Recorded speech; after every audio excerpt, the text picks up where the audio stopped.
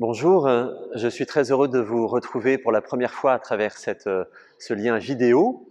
Je suis le père Hugues de Voilemont et j'ai été nommé secrétaire général de la conférence au mois de juin par nos évêques. J'ai donc commencé ma mission ici comme secrétaire général depuis un mois.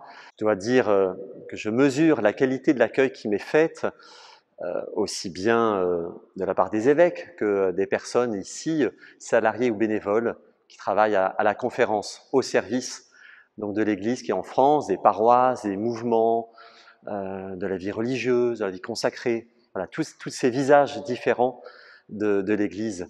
Chers amis, c'est vrai qu'on a une rentrée qui est marquée par de l'incertitude, sans doute aussi par de la peur.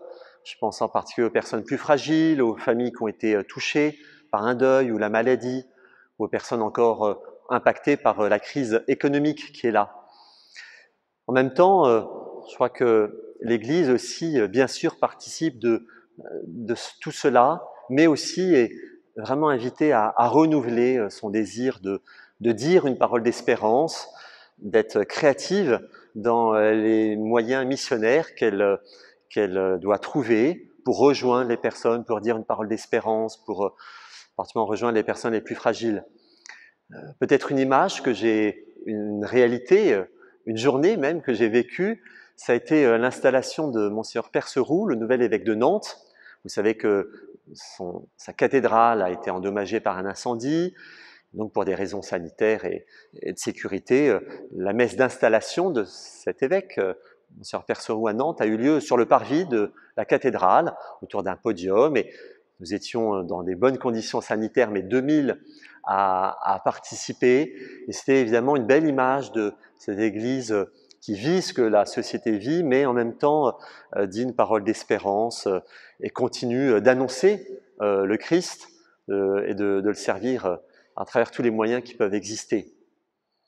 Ce besoin aussi de fraternité qu'on a tellement eu de joie cet été à nous retrouver en vrai. Je crois que ce besoin de fraternité, il est toujours là, il est plus que jamais présent et en attente. Et là encore, l'Église aujourd'hui cherche à la vivre, à l'annoncer, à la célébrer. Vous savez que le pape François va publier le 3 octobre, la veille de la fête de Saint François d'Assise, une nouvelle encyclique sur la fraternité et l'amitié sociale.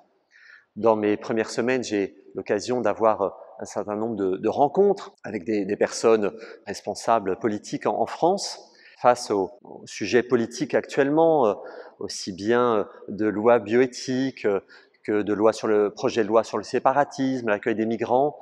On voit bien combien la fraternité, parce qu'on se reconnaît enfant d'un même père, la fraternité évidemment plus que jamais est à annoncer, à vivre.